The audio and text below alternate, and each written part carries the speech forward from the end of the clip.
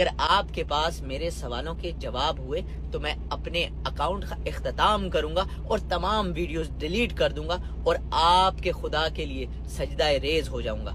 جان tracking صاحب نے میری پچھلی ویڈیو کے جواب میں ایک تفصیلی ویڈیو اپلوڈ کی ہے جس میں انہوں نے چند سوالات اٹھائے ہیں۔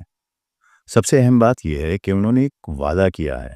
انہوں نے کہا کہ اگر ان سوالات کے تسلی بخش جوابات مل جائیں تو میں اپنا اکاؤنٹ اور تمام ویڈیوز ڈیلیٹ کر دوں گا اور اللہ تعالیٰ کے سامنے سجدہ ریز ہو جاؤں گا۔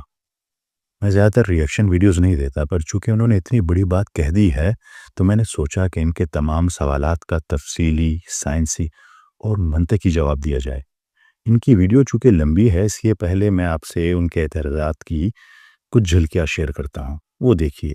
یہ کوئی ڈاکٹر صاحب ہیں، یہ میرے بارے میں کچھ کہتے ہیں، چلیں دیکھتے ہیں اس ویڈیو میں یہ کیا کہتے ہیں۔ بڑے کمال کے شخص لگ رہے ہیں۔ بارے میں ویڈیو بنائی اور میں حیران ہوں، میں ایک معمولی سا ٹرک ڈرائیور اور مجھے جواب دینے کے لیے نہ کوئی مولوی ملا، نہ مفتی، نہ قاری، نہ حنبلی، نہ بڑے بڑے مدرسوں کے بڑے بڑے اور بڑی بڑی گردنوں والے کوئی مولوی ملے، تو کوئی ڈاکٹر صاحب کہ اب ڈاکٹر آ کے خدا کو بچانے لگے ہیں۔ پھر اس نے اپنے آسمانی کتاب میں اتنی غلطیاں کیسے کر دی؟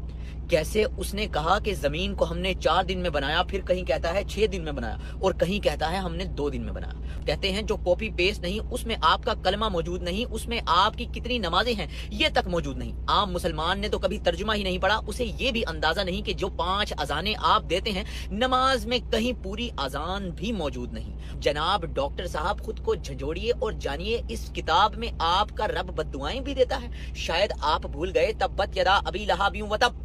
آپ اس کا ترجمہ خود پڑھیں گے یا میں آپ کو آ کے بتاؤں؟ اور پھر میں پوچھتا ہوں کہ کیا کوئی خدا گالی بھی دے سکتا ہے؟ کوئی خدا یہ بھی کہہ سکتا ہے کہ کتے ہیں وہ لوگ جو اس کلام کو نہیں مانتے؟ اگر آپ کے پاس میرے سوالوں کے جواب ہوئے تو میں اپنے اکاؤنٹ کا اختتام کروں گا اور تمام ویڈیوز ڈیلیٹ کر دوں گا اور آپ کے خدا کے لیے سجدہ ریز ہو جاؤں گا۔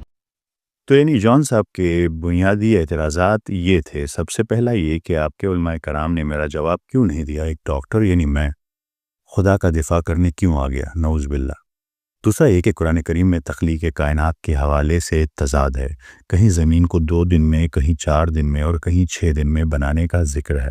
تیسرا انہوں نے کہا کہ قرآن کریم ایک نامکمل کتاب ہے کیونکہ اس میں نماز کا طریقہ، کلمہ طیبہ اور اذان کا ذکر نہیں ہے۔ اور چوتھا انہوں نے کہا کہ آپ کا خدا بد دعائیں دیتا ہے جیسے ابو لہب کو۔ اور آخر میں انہوں نے کہا کہ باقی کتابیں انسان کو سوچنے، سوال کرنے اور خدا کو تلاش کرنے کا کہتی ہیں۔ پہلے سوال پہ آتے ہیں۔ جون صاحب، آپ نے اپنی ویڈیو میں کہا کہ بڑے بڑے علماء کرام آپ کو جواب کیوں نہیں دیتے؟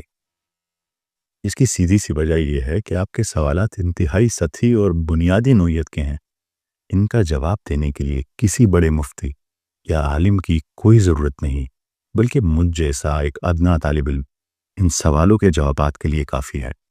دوسری بات آپ نے بڑی عجیب کہی کہ ایک ڈاکٹر خدا کا دفاع کرنے اور خدا کو بچانے آ گیا ہے۔ استغفر اللہ۔ اگر آپ حقیقت جانتے تو آپ کو معلوم ہوتا کہ میں خدا کو نہیں بلکہ اصل میں آپ کو اور خود کو بچانے آیا ہوں۔ جس اللہ پر آپ رات دن اعتراض کرتے ہیں وہ اتنا رحمان اور رحیم ہے کہ اس نے ہم پر یعنی اپنے ماننے والوں پر یہ ذمہ داری ڈالی ہے کہ ہم بھٹکے ہوئے لوگوں کو پیار، دلیل اور نصیحت کے ساتھ واپس حق کی طرف بلائیں۔ جون صاحب، ذرا دل پر ہاتھ رکھ کر سوچئے، بھلا اس خالق کائنات کو میرے دفاع کی کیا ضرورت ہے، جو کہکشاؤں کو، جو یونیورسز کو لمحوں میں بناتا اور مٹاتا ہے؟ میں خدا کو بچانے نہیں آیا، میں تو آپ کو بچانے آیا ہوں۔ اور سچ کہوں، میں خود اپنی آخرت بچانے آیا ہوں۔ آپ جس خدا سے دن رات بغض رکھتے ہیں، جس کی دی ہوئی زبان سے اسی کا مذاق اڑاتے ہیں، ذرا اس کی رحمت اور محبت کی انتہا دیکھیے۔ وہ آپ سے اتنی محبت کرتا ہے، اس نے آپ کو اندھیرے میں اکیلا نہیں چھوڑا۔ اس نے اپنے ماننے والوں پر یہ فرض کر دیا ہے کہ وہ آپ کا ہاتھ پکڑیں اور آپ کو پیار، دلیل اور نصیحت سے واپس حق کی طرف بلائیں۔ کنتم خیر امت اخرجت للناس۔ ذرا اس ستم ظریفی پر غور کریں۔ جس رب سے آپ بغاوت کر رہے ہیں، اسی رب نے مجھ پر یہ ذمہ داری ڈالی ہے کہ میں آپ تک اس کا محبت برا پیغام پہنچاؤں۔ میری اپنی نجات اس بات سے جڑی ہے کہ میں آپ کو اندھیروں سے نکالنے کی کوشش ضرور کروں۔ وہ بار بار ہم جیسے بندوں کو آپ کے راستے میں بیچتا رہے گا، جو آپ کو جھنجھوڑتے رہیں گے، جو آپ کو اس کے رحم کی، محبت کی یاد دلاتے رہیں گے۔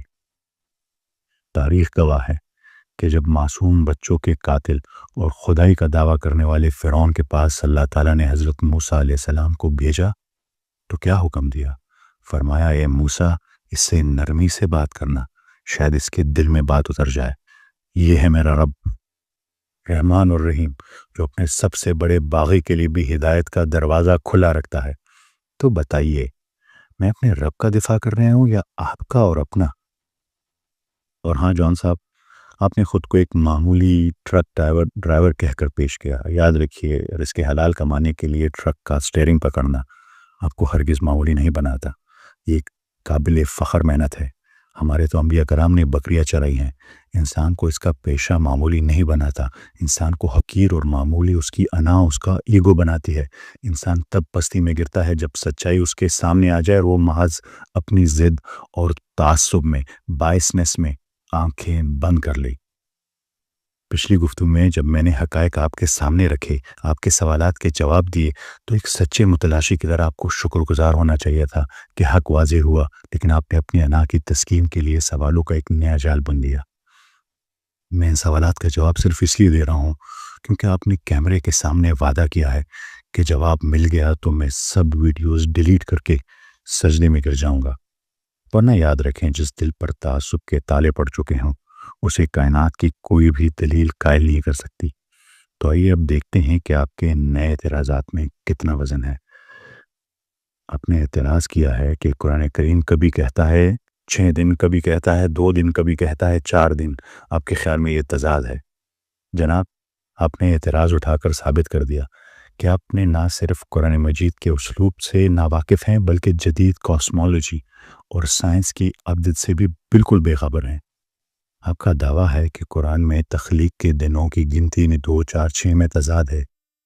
آئیے جذبات اور تعصب کو ایک طرف رکھ کر خالص سائنس اور قرآن کی روشنی میں اس کا جائزہ لیتے ہیں۔ قرآن مجید پوری کائنات کی تخلیق کے لیے 6 ایام یعنی 6 ادوار، 6 فیزز کا ذکر کرتا ہے۔ کائنات کے اربوں سال کے سفر کو قرآن کریم نے 24 گھنٹوں کے دنوں میں نہیں بلکہ مراحل میں، سٹیجز میں بیان کیا ہے۔ اور سب سے حیران کن بات یہ ہے کہ آج بلینز آف ڈالرز اور سینچریز آف ریسرچ کے بعد دنیا کی سب سے بڑی سائنسی اتھارٹی ناسا بھی بالکل اسی نتیجے پر پہنچی ہے کہ کائنات 6 بنیادی مراحل سے گزر کر بنی ہے۔ یہ ان کی ویب سائٹ پہ ہے، جس میں سب سے پہلا سٹیج ہے انفلیشن، کاسمک انفلیشن، 1 سیکنڈ کے حصے میں کائنات کا پھیلاؤ بہت تیزی سے۔ دوسرا ہے بگ بینگ اینڈ نیوکلیو سینتھسس، یہ بنیادی ذرات جیسے ہائیڈروجن، ہیلیم کا بننا۔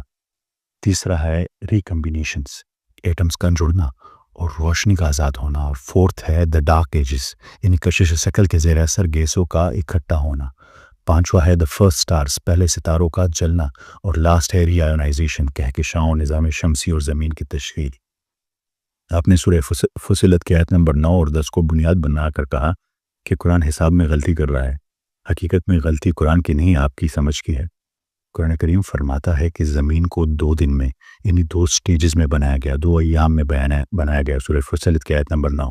جدید فلکیات ایسٹرو فزکس کے مطابق ہماری زمین اور نظام شمسی کائنات کے آغاز میں نہیں بنے تھے بلکہ یہ قدیم ستارے کے سپر نووا کے پھٹنے کے بعد بنے۔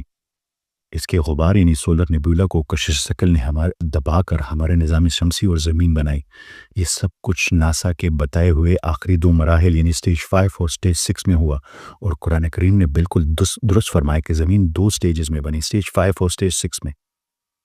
اب آتے ہیں سورہ فصلت کی آیت نمبر 10 میں، جہاں اللہ تعالیٰ فرماتے ہیں کہ اس نے زمین کے لیے رواسیہ یعنی اینکرز، گریوٹی اور برکات، پرورش کے اسباب یعنی انگریڈینٹس رکھے۔ اور اس پورے عمل کی تیاری میں 4 ابتدائی 4 مراحل لگے یعنی سٹارٹ کے 4 سٹیجز۔ جب آپ جدید کاسمولوجی پڑھتے ہیں تو پتہ چلتا ہے کہ کائنات 4 بنیادی قوتوں پر کھڑی ہے: gravity, electro magnetism, strong nuclear force and weak nuclear force. Big bang کے فوراً بعد جو سب سے پہلی فورس قائم ہوئی وہ تھی گریوٹی، رواسیہ۔ عربی لفظ رواسیہ کا مادہ کسی چیز کو باندھ کر رکھنے، لنگر ڈالنے اور توازن قائم کرنے کے لیے استعمال ہوتا ہے، اور کائنات میں یہ کام گریوٹی کرتی ہے۔ اگر گریوٹی ذرا سی بھی کم یا زیادہ ہوتی تو کائنات فوراً تباہ ہو جاتی۔ پہلے 4 مراحل یعنی انفلیشن سے ڈارک ایجز تک دراصل اسی رواسیہ کشش ثقل کے تحت گیسوں کو جمع کرنے اور زندگی کے لیے ضروری عناصر یعنی برکات انگریڈینٹس تیار کرنے کا دور تھا۔ ابتدائی 4 مراحل میں کشش ثقل یعنی رواسیہ اور کائناتی سوپ اجزاء برکات کی تیار ہوئی، اور آخری 2 مراحل میں اسی تیار مادے سے زمین اور نظام شمسی کی تشکیل ہوئی۔ کل یعنی 6 مراحل وہی 6 مراحل بنتے ہیں جس کی تصدیق آج سائنس کر رہی ہے، ناسا کر رہی ہے۔ کوئی بھی ذی شعور انسان جس کے پاس ذرا سا بھی سائنسی علم ہو، جب 1400 سال پرانی کتاب میں کائنات کی اتنی شاندار اور پیچیدہ تفصیل ایگزیکٹ ڈیٹیلز پڑھے گا تو بے ساختہ سجدے میں گرے گا، رونگٹے کھڑے ہو جائیں گے اس کی۔ لیکن آپ سجدے میں نہیں گریں گے، کیونکہ آپ دلیل کے متلاشی نہیں ہیں بلکہ اپنے نفس اور تعصب کے غلام ہیں۔ جس دن آپ اس تعصب کو ایک طرف رکھ کر قرآن کریم کا مطالعہ کریں گے، آپ کو اندازہ ہوگا کہ قرآن کریم وہ سائنسی حقائق بیان کر رہا ہے جنہیں سمجھنے میں آج کی انسانیت کا بلینز آف ڈالرز اور نہ جانے کتنا وقت لگ گیا ہے۔ آگے آپ کا اعتراض ہے کہ قرآن کریم میں نماز کا مکمل طریقہ کلمہ یا اذان نہیں لکھی، تو یہ مکمل کتاب کیسے ہوئی؟ آپ میرے خیال میں یورپ میں رہتے ہیں اور ٹرک چلاتے ہیں، آپ کو آئین یعنی جسے کانسٹیٹیوشن کہتے ہیں اور ذیلی قوانین یعنی بائیلاز مینولز کا فرق چاہیے کہ بہت اچھی طرح معلوم ہو۔ یورپ کا مرکزی قانون کہتا ہے کہ سڑک پر چلنے کے لیے ہر شہری کے پاس ڈرائیونگ لائسنس ہونا لازمی ہے، اور ٹریفک قوانین کی پابندی شرط ہے۔ یہ کانسٹیٹیوشن ہے، آئین ہے۔ اب اگر آپ یورپ کے مرکزی آئین کی کتاب کھول کر دیکھیں تو کیا اس میں یہ لکھا ہوگا کہ کلچ کیسے دبانا ہے، بریک کب لگانی ہے، یا سٹاپ کے سائن بورڈ کی تصویر کیسی ہوگی؟ بالکل نہیں۔ اس کے لیے باقاعدہ ڈرائیونگ سکولز اور مینولز اور بائیلاز موجود ہیں۔ اگر کل کوئی ٹرک ڈرائیور اٹھ کر کہے کہ یورپ کا قانون تو نامکمل ہے کیونکہ اس میں کلچ دبانے کا طریقہ ہی نہیں لکھا، تو پڑھے لکھے لوگ اس پر ہنسیں گے۔ بالکل اسی طرح قرآن مجید ایک مکمل آئین ہے، کانسٹیٹیوشن ہے، جس نے حکم دیا ہے نماز قائم کرو، اور حضرت محمد صلی اللہ علیہ وآلہ وسلم کی سنت اس کا مینول ہے، بائیلاز ہے اور پریکٹیکل مظاہرہ ہے۔ اگر قرآن کریم میں ہر رکعت اور سجدے کا طریقہ لکھ دیا جاتا تو حضرت محمد صلی اللہ علیہ وآلہ وسلم کو بھیجنے کا مقصد ہی کیا رہ جاتا؟ قرآن کریم نے خود فرمایا کہ ہم نے یہ ذکر اسی لیے اتارا ہے کہ آپ یعنی حضرت محمد صلی اللہ علیہ وآلہ وسلم لوگوں کو کھول کھول کر بیان کریں۔ سورہ نحل کی آیت نمبر 44۔ اور کلمہ قرآن میں نہیں ہے، یہ آپ کی کم علمی ہے۔ لا الہ الا اللہ سورہ محمد کی آیت نمبر 29 میں موجود ہے۔ محمد الرسول اللہ سورہ فتح کی آیت نمبر 29 میں موجود ہے۔ جان صاحب، اذان کوئی قرآنی صورت یا آیت نہیں ہے، یہ خالصتاً ایک اعلان ہے، اناؤنسمنٹ ہے، ایک کال ٹو پریئر ہے، نماز کے لیے بلاوا ہے، جسے دنیا بھر میں لوگوں کو اکٹھا کرنے کے لیے اناؤنسمنٹ ہوتی ہے۔ یہ مسلمانوں کا مسجد کی طرف بلانے کا طریقہ ہے۔ صرف کسی کلام کا عربی میں ہونے کی وجہ سے اس کا قرآن کا حصہ ہونا ہرگز ضروری نہیں ہے۔ جان صاحب، آپ نے اگلے اعتراض میں سورہ مسد کا حوالہ دیا، تبت یدا ابی لہب وتب، اور کہا کہ نعوذ باللہ اللہ تعالیٰ بد دعائیں دیتا ہے۔ حقیقت یہ ہے کہ یہ اعتراضات آپ کی کلاسیکل عربک اور قرآنی فلسفی سے مکمل ناواقفیت کا نتیجہ ہے۔ آئیے ان باتوں کو علم اور منطق کی کسوٹی پر رکھتے ہیں۔ جب آپ کسی مستند عربی لغت یعنی ڈکشنری میں لفظ تبت کے معنی تلاش کریں گے تو آپ کو پتہ چلے گا کہ اس کا مطلب بد دعا دینا یا گالی دینا نہیں ہے، بلکہ اس کا مطلب ہے خسارہ، نقصان، اعمال کا ضائع ہو جانا اور مکمل تباہی، ٹوٹل لاس۔ یہ کوئی جذباتی بد دعا نہیں ہے، بلکہ اعمال اور ان کے نتائج ہیں، کاز اینڈ ایفیکٹ ہے۔ یہ ایک اٹل قانون ہے۔ قرآن مجید نے یہ حقیقت بار بار واضح کی ہے کہ جو شخص بھی اس دنیا کی عارضی محبت میں گم ہو کر دنیا کے حقیر فائدوں کے لیے اپنی آخرت کو بیچ دے گا، اس کا حتمی نتیجہ تباہی اور خسارہ ہوگا۔ یہ قانون صرف ابو لہب کے لیے نہیں ہے، یہ آپ کے لیے بھی ہے، یہ میرے لیے بھی ہے، اور یہ قیامت تک آنے والے ہر انسان کے لیے۔ اللہ تعالیٰ نے انسان کو فری ول دیا ہے، لیکن ساتھ ہی یہ وارننگ بھی دی ہے کہ اگر تم نے حق کو پہچاننے کے بعد بھی صرف اپنی انا، اپنی دنیاوی خواہشات کو چنا تو تمہارا انجام تبت ہوگا، نقصان ہوگا، خسارہ ہوگا۔ یہ بد دعا نہیں بلکہ ایک منصفانہ عدالتی فیصلہ ہے، ورڈکٹ ہے ہر کسی کے لیے۔ تو اسی بات آپ نے سورہ اعراف کا حوالہ دیا، کہہ کر کہا کہ خدا انسانوں کو کتا کیوں کہتا ہے۔ استغفر اللہ۔ انسان اور جانور میں پہلے سمجھے فرق کیا ہے۔ انسان کو اللہ تعالیٰ نے ایک روح دی ہے، عقل سلیم دی ہے۔ جانور صرف اپنی حیاتیاتی ضروریات، بیسک انسٹنکٹس، بھوک، پیاس، نیند، افزائش نسل پر زندہ رہتا ہے۔ جب انسان اپنی روح اور اعلیٰ مقصد یعنی ہائی پرپس کو نظر انداز کر دیتا ہے اور صرف جسمانی ضروریات اور دنیاوی لالچ کے پیچھے بھاگتا ہے تو وہ اپنا انسانی درجہ کھو کر جانور یعنی اینیملسٹک سٹیٹ کی طرح کی سطح پر گر جاتا ہے۔ یہ تشبیہ کتے کی توہین نہیں کر رہی۔ کتا تو وہی کر رہا ہے جس پر خدا نے اسے پروگرام کیا ہے۔ یہ انسان کو جھنجھوڑ رہی ہے کہ تم تو اشرف المخلوقات تھے، تم نے خدا کی دی ہوئی روح کو، عقل سلیم کو مار کر خود کو جبلت یعنی انسٹنکٹ کا غلام بنایا ہے۔ قرآن کریم یہاں انسانوں کی نفسیاتی اور روحانی موت کا نقشہ کھینچ رہا ہے، جو اپنے حقیر نفسانی خواہشات کے غلام بن جاتے ہیں۔ ذرا غور کیجئے جون صاحب، جب انسان اپنے اندر موجود اللہ کی دی ہوئی روح اور اعلیٰ مقصد کو، عقل سلیم کو بھلا دیتا ہے، جب وہ صرف اپنے نفس کی اندھی غلامی شروع کر دیتا ہے، اور جب اس کی زندگی کا مقصد صرف دنیاوی لذتیں اور خواہشات رہ جاتی ہیں، تو وہ اپنی سب سے بہترین اور اعلیٰ ترین حالت احسن تقویم سے گر کر پستی کی سب سے نچلی سطح اسفلہ سافلی میں جا گرتا ہے۔